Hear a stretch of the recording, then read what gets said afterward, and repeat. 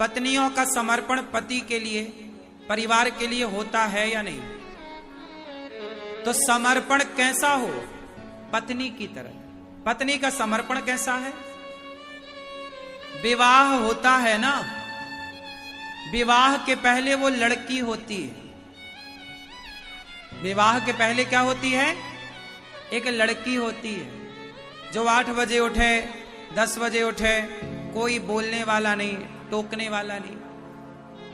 वो गलती करे तो मां समझाती है, डांटता कोई नहीं है, आजाद है। लेकिन वही लड़की जब विवाह होता है, मंडप के नीचे जाती है, तो उस लड़की का सबसे पहले गोत्र बदल दिया जाता है। आज तक उसका जो गोत्र था, अब उसका वो गोत्र खत्म। पति के गोत्र से वो जानी जाएगी। हाँ या ना? उसने अपना गोत्र सरेंडर कर दिया। समर्पण का इससे बड़ा प्रमाण क्या होगा कि व्यक्ति अपनी जात छोड़ के आपकी जात को स्वीकार कर रहा है। यह समर्पण की पहली परिभाषा है, और यह परिभाषा स्त्रियों में लागू होती है।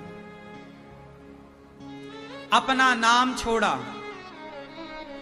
माथा उसका होता है पर मांग में सिंदूर पति का, हाथ उसके होते हैं पर मेहंदी पति के नाम की, गला उसका है, मंगलसूत्र पति के नाम का, पेट उसका है, बच्चा पति के नाम का है। दर्द उसे हो रहा है, प्रसव की पीड़ा वो उठाएगी, खून उसका बहेगा, लेकिन बच्चा वंश को आगे बढ़ाएगा, पिता का वंश। हाँ या ना? तो नारी का जैसे समर्पण पति के लिए है, पति का सुख पत्नी का सुख, पति का दुख पत्नी का दुख, पति का महल पत्नी का महल, पति की झोपड़ी पत्नी की झोपड़ी। जैसे नारी का समर्पण पति के लिए, उसी तरह जिस दिन एक भक्त का समर्पण भगवान के लिए नारी की तरह बन जाएगा। भगवान ना मिले तो कह देना। एक बार तुम भूलो तो शादी के बाद वो लड़की भूल जाती है कि मैं लड़की थी। अब वो अपने आप को एक पत्नी मानती है। कुछ दिन बाद बच्चा होगा तो वो अपने को मां मानने लग जाती है। मिटा दिया उसने अपने आप को, वो लड़की मिट गई। अब लड़की से वो एक मां बन गई। हाँ या ना?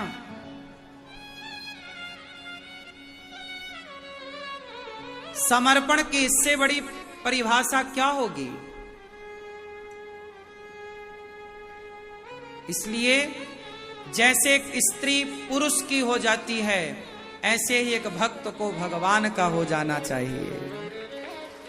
प्रभु अब जैसे आप रखें हम आपके। भगवान सुख में रखें तो सुख में रहो, दुख में रखें महलों में रखें, महलों में, झोपड़ी में रखें। सुनो, एक दोहा बोलता हूं, अर्थ बताना। कामी, क्रोधी, लालची, इनसों भक्ति न होए। भक्ति से ये लोग दूर रहें। कौन कौन?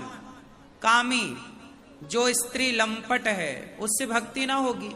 वो आंख बंद करेगा तो उसकी आंखों के अंदर दिल में औरतें आएंगी, स्त्रियां आएंगी। कामी आदमी आंख बंद करे, ध्यान लगाए तो औरतें आती हैं उसके दिमाग में, और स्त्री कामी है तो पुरुष आएगा उसके दिमाग में। तो कामी, क्रोधी, बड़ा गुस्सा, क्रोधी आदमी, तेरे बस की भक्ति नहीं है। कामी, क्रोधी, लालची, लालची आंखें बंद करेगा तो धन दिखाई पड़ेगा। तो कामी, क्रोधी, लालची, इनसों भक्ति न होए। अब किन से होएगी? वो आखिरी लाइन में सुनो। भक्ति करे कोई सूरमा, आगे गिनो। भक्ति करे कोई सूरमा, जाति, बोलो जाति, वर्ण, कुल खोए, उनसे ही भक्ति होए। जो अपनी जाति, कहते ना जात न पूछो साधु की, पूछ लीजिए। जब तक आप जाति के बंधन में रहोगे भक्ति नहीं कर पाओगे।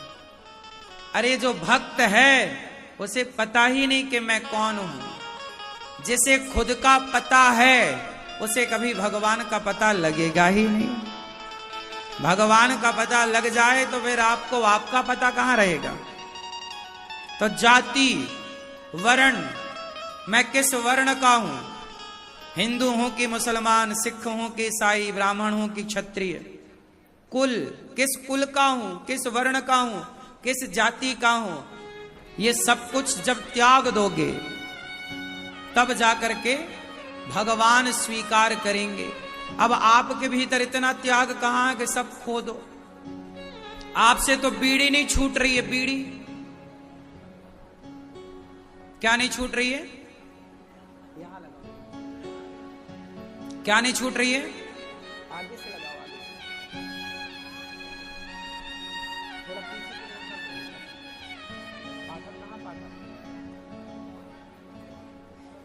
क्या नहीं छूट रही है लोगों से, बीड़ी, सिगरेट। जिस आदमी से बीड़ी ना छूटे, सिगरेट ना छूटे, निंदा और चुगली ना छूटे, वो जाति, वर्ण, कुल कैसे छोड़ सकता है। और फिर इनके बस की भक्ति, हां, भक्ति किनकी है, भक्ति किनकी है, कौन कर सकता है भक्ति। हाँ,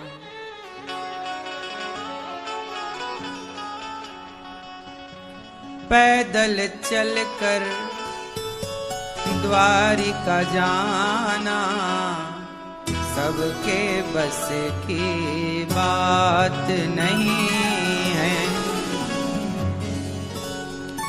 भक्ति हो तो मीरा जैसी, भक्ति कैसी हो,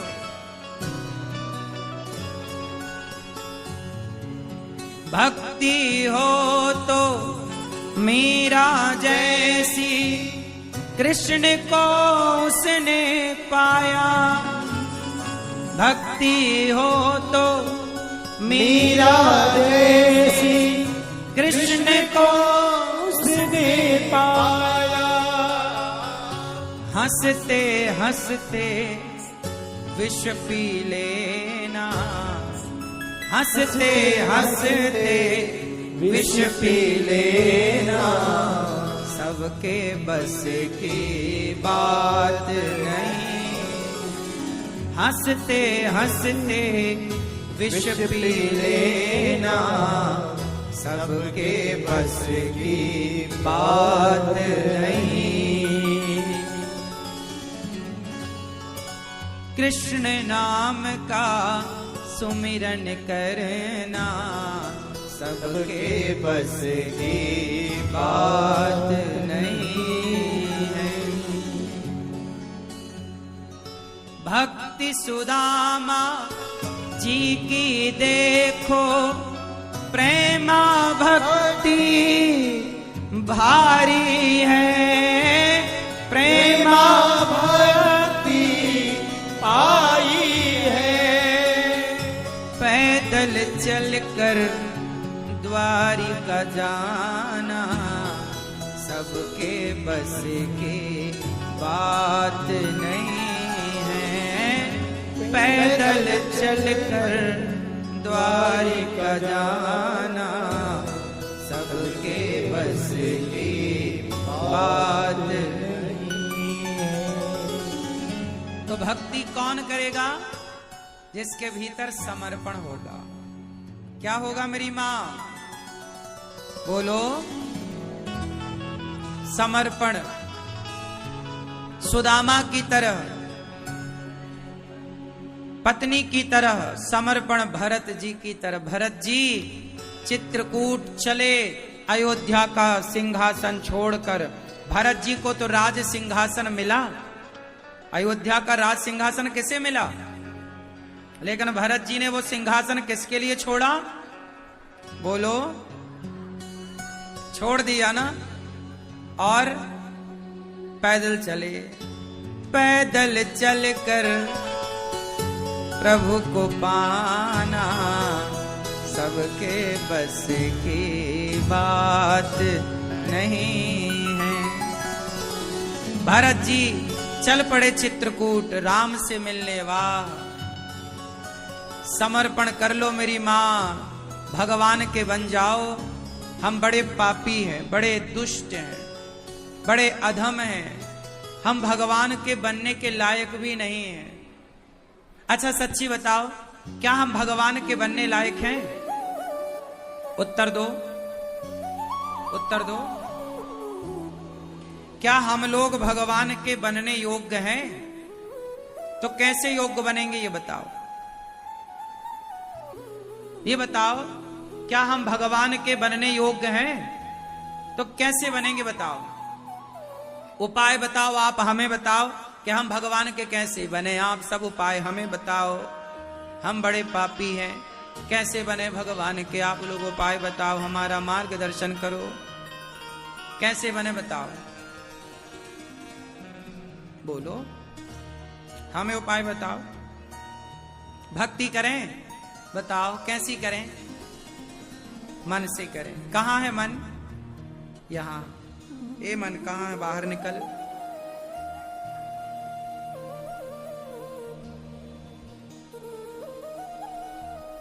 भगवान की भक्ति हम करें, पर कैसे करें हमें तो कोई पता ही नहीं है।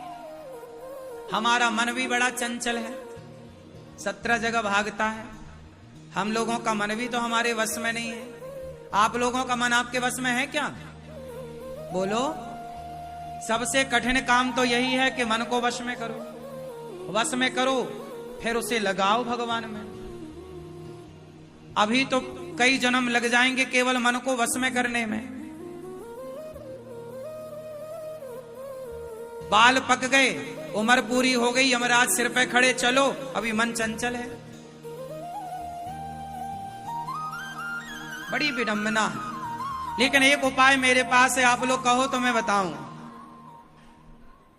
बताएं? उपाय है। जैसे गाय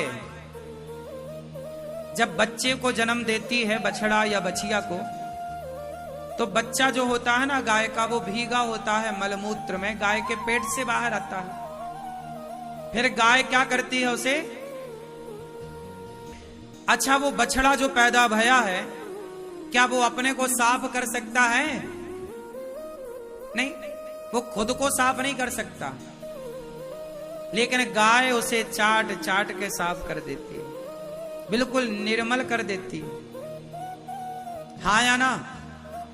जैसे गाय बछड़े को चाट चाट कर पवित्र कर देती है, बिल्कुल निर्मल कर देती है, उसी तरह हम बछड़े हैं, गंदे हैं, हमारे भीतर बहुत गंदगी है। काम, क्रोध, लोभ हमारे भीतर भरा पड़ा है। इस संसार की ऐसी कोई बुराई नहीं है जो हमारे भीतर ना हो। कोई ऐसा पाप नहीं है जो हमने ना किया हो। ना जाने कितने जन्मों में कितनी गलतियां हमने की होंगी, कितने कितने पाप हमने किए होंगे। हमारे पापों की भी गिनती नहीं हो सकती, अनगिनत हमने पाप किए हैं। लेकिन एक काम हो सकता है, हे प्रभु, मैं अपने पापों से तो कभी मुक्त नहीं हो सकता, मैं काम को कभी जीत नहीं सकता, मैं क्रोध को कभी जीत नहीं सकता। क्या आप लोग अपने भीतर के काम को और क्रोध को जीत सकते हैं? है आपकी क्षमता? उत्तर दो। है? क्या भीतर की बुराइयों को जीता जा सकता है? नहीं। लेकिन जैसे गाय अपने बछड़े को चाट चाट के निर्मल कर देती है, उसी तरह हे प्रभु हमें कोई निर्मल कर सकता है। तो जैसे बछड़ा स्वयं को निर्मल नहीं कर सकता, ऐसे हम भी अपने को साफ नहीं कर सकते। हमें कोई निर्मल कर सकता है, तो हे प्रभु आप ही हमें निर्मल कर सकते हैं। हमारी बुराइयों पर पर्दा डालकर, हमारे गुनाहों को भुलाकर, हे नाथ आप ही हमें पवित्र कर सकते हैं, वरना हम में ऐसा कोई गुण नहीं है, हमारे पास ऐसा कोई साधन नहीं है कि हम अपने को ठीक कर सकें, निर्मल कर सकें, आपके योग्य बना सकें। हम कौन सी भक्ति करके ईश्वर के योग्य बनेंगे बताओ?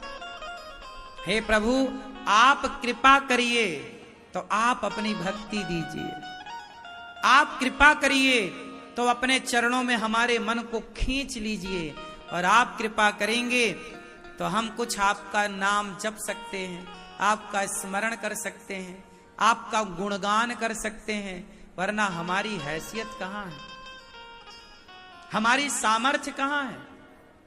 हम कहें जी हमने क्रोध को जीता, कभी नहीं हो सकता। हम भक्ति कर रहे हैं ना, हम भक्ति नहीं कर रहे हैं, भगवान ने कृपा करके हमारे मन को कुछ क्षण के लिए, कुछ देर के लिए अपने चरणों से जोड़ दिया है। ये भी उनकी कृपा है। वो कृपा ना करें तो आप आंख बंद करो, सिर के बल खड़े हो जाओ, मन भगवान में नहीं लगता। जिनका लग रहा है समझ लो प्रभु ने कृपा कर दी, इसलिए मन पहुंच गया, वरना कहां मन पहुंचेगा।